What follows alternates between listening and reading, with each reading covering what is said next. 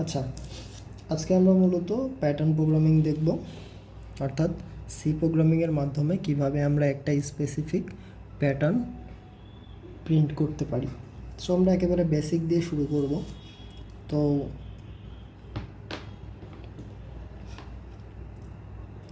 Pattern প্রোগ্রামিংটা হচ্ছে আমাদের মূলত রো ওয়াইজ এবং কলাম ওয়াইজ সবসময় চিন্তা করা হয়ে থাকে।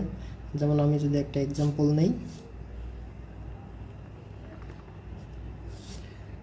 তাহলে এক্সাম্পলে আমার এন এর মান দেওয়া থাকবে, লেট সাপোজ এন সমান সমান 5,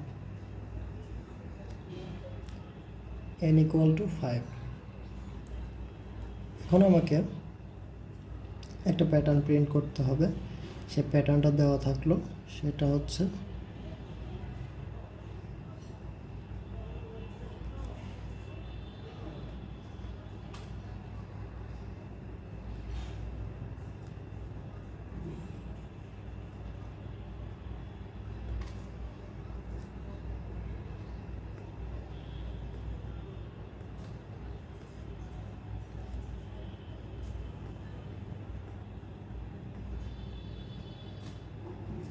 এইটা।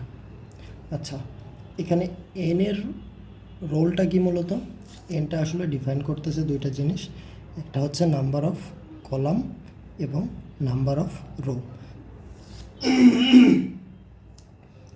অর্থাৎ প্রতি রোতে 5টা স্টার এবং প্রতি কলামে 5টা স্টার প্রিন্ট করতে হবে আমার। সো আমরা জিনিসটাকে আরও একটু সহজভাবে চিন্তা করি। সাপোজ এনের মান দেওয়া আছে 5, তো আমাকে জাস্ট 5টা স্টার প্রিন্ট করতে হবে। একের থেকে শুরু করে 5টা স্টার প্রিন্ট করতে হবে।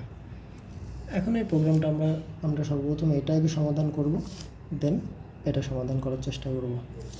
তো এইটার জন্য আমাদের সলিউশন কি হতে পারে?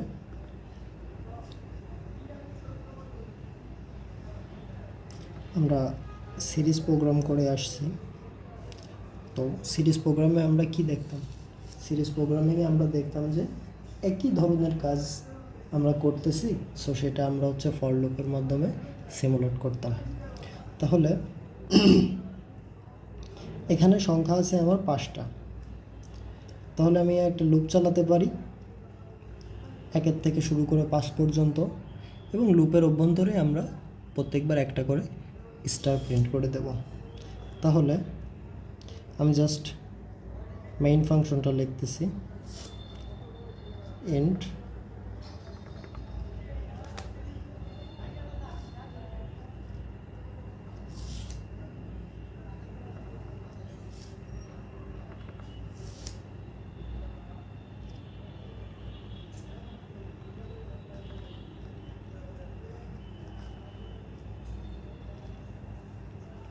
এনার মানটা ইনপুট নিয়ে নিলাম।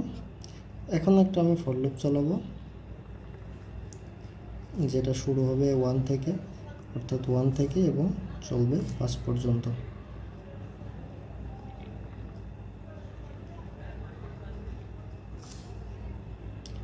এবং প্রত্যেকবার আমি কি করব?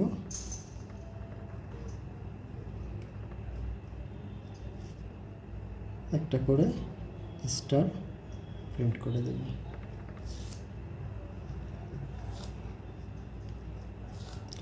আমার প্রোগ্রামটা শেষ। তো এই প্রোগ্রামটা আসলে মূলত কিভাবে কাজ করতেছে? তো আমরা জানি এই প্রিন্টএফ ফাংশনটা এক্সিকিউট হবে যতক্ষণ না পর্যন্ত এই কন্ডিশনটা আমার ফলস হচ্ছে। তাহলে i ইকুয়াল টু 1 এর জন্য ট্রু হবে, 2 এর জন্য ট্রু হবে, 3 এর জন্য ট্রু হবে, 4 এর জন্য ট্রু হবে, 5 এর জন্য ট্রু হবে, 6 এর জন্য ফলস হবে। তাহলে i যদি 1 হয় তাহলে ভিতরে ঢুকে তার স্টেটমেন্ট একটাই আছে, সে একটা স্টেটমেন্ট এক্সিকিউট করবে। আর একটা স্টেটমেন্ট এক্সিকিউট হওয়া মানে আমরা এই স্টেটমেন্টের মধ্যে লিখে দিছি একটা স্টার এবং তারপরে একটা স্পেস প্রিন্ট হবে। তাহলে i এর মান যখন 1 তখন একটা স্টার এবং একটা স্পেস প্রিন্ট হয়েছে। সিমিলারলি i এর মান যখন 2 তখন আর একটা স্টার। এভাবে ফর লুপটা যতবার ঘুরবে ততবার একটা স্টার প্রিন্ট হবে। ফাইনালি আয়ের মান যখন 6 হবে তখন কন্ডিশনটা ফলস হবে, দেন সে ফর লুপের বাইরে এসে প্রোগ্রামটা শেষ হবে। তো এটা ছিল আমাদের একদম প্যাটার্নের সব থেকে বেসিক একটা প্রোগ্রাম। তো এই প্রোগ্রামটার সাহায্য নিয়ে আমরা কিভাবে এই প্রোগ্রামটা সমাধান করতে পারি সেটা দেখি। একটু ক্লোজলি লক্ষ্য করলে দেখা যাবে যে আমার এতটুকু ব্লকের কাজ কি ছিল, এতটুকু ব্লকের কাজ ছিল 5টা স্টার প্রিন্ট করা একই রোতে 5টা স্টার প্রিন্ট করা। তো এখন এইখানেও আমার সেম কাজ, একটা রোতে 5টা করে স্টার প্রিন্ট করব। বাট এই কাজটা তাহলে এই ফর লুপটা শুধুমাত্র একটা কাজ করতেছিল। এখন 5বার যদি আমি এই কাজটা করতে চাই তাহলে অর্থাৎ এই স্পেসিফিক কাজটা করতেছে কে? এই স্পেসিফিক কাজটা করতেছি আমরা এই ফর লুপটা দিয়ে। তাহলে এই স্পেসিফিক কাজটাকেই যদি আমরা 5বার করতে চাই তাহলে এই ফর লুপটা আমাদের 5বার লিখলেই হয়ে যাচ্ছে। কিন্তু আমরা প্রোগ্রামের মাধ্যমে সমাধান সেভাবে করব না, সেই 5বার এই কাজটা করার জন্য আমরা আরও একটা ফর লুপ লিখব। তাহলে সলিউশনটা কেমন হবে? ফর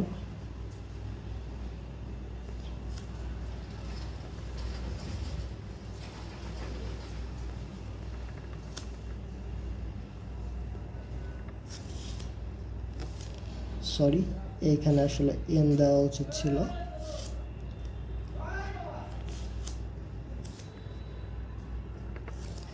তাহলে এনের মান যদি 5 হয় আমার, তাহলে এই ফর লুপটা 5বার ঘুরবে।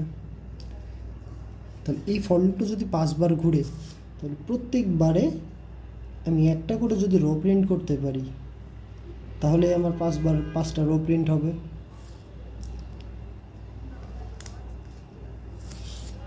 আচ্ছা, আমি আবারও বলি, এই ফর লুপটার কাজ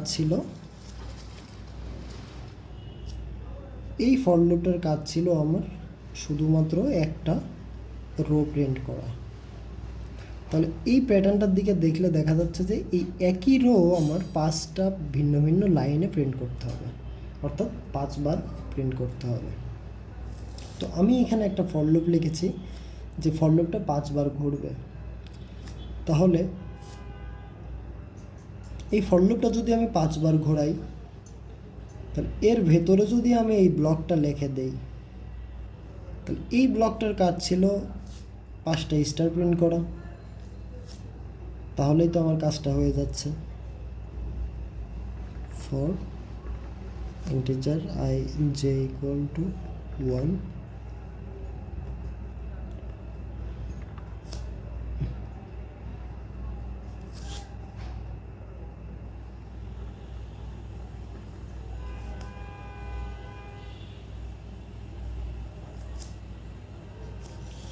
তাহলে এই ব্লকটা আমার একটা রো প্রিন্ট করতেছে। তাহলে এই একটা রো প্রিন্ট হইলেই আমার সাথে সাথে নিচের লাইনে আসতে হবে। তাহলে আমার এইখানে একটা নিউ লাইন দিতে পারি আমরা। তাহলে একটা রো প্রিন্ট হইল, সাথে সাথে নিচের লাইনে আসলো। ফর লুপটা বাইরের ফর লুপটা আবার ঘুরবে, আর একটা রো প্রিন্ট হইল, সাথে সাথে আর একটা এই নতুন লাইনে আসলো। এভাবে করতে করতে আমার 5টা ভিন্ন ভিন্ন রো প্রিন্ট হয়ে যাবে। অর্থাৎ ফর লুপটা আসলে এইভাবে কাজ করতেছে।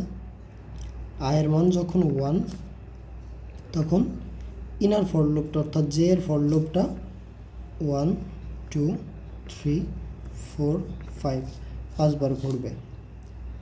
আয়ের মান যখন 2 তখন ইনার ফর লুপ যেটা আবারও 1 থেকে শুরু করে 5 পর্যন্ত চলবে। আয়ের মান যখন 3 তখন ইনার ফর লুপ যেটা 1 থেকে শুরু করে 5 পর্যন্ত চলবে। আয়ের মান যখন 4, যে অর্থাৎ ইনার ফর লুপটা আবারও 1 থেকে শুরু করে 5 পর্যন্ত চলবে। আয়ের মান যখন 5, তখন জের ফর লুপটা 1 থেকে শুরু করে 5 পর্যন্ত চলবে। আয়ের মান যখন 6, কন্ডিশন ফলস, তাহলে এই কন্ডিশনটা ফলস হবে, বাইরে চলে আসবো, প্রোগ্রাম শেষ। প্রত্যেকটা আয়ের জন্য যে 5 বার করে ঘুরতেছে, তাহলে 5টা আয়ের জন্য যে 5 বার করে ঘুরবে, তার মানে 5 5 25টা স্টার প্রিন্ট হবে। আর আমি যদি এইখানে খেয়াল করে দেখি, তাহলে আমার 25টা স্টারই আছে।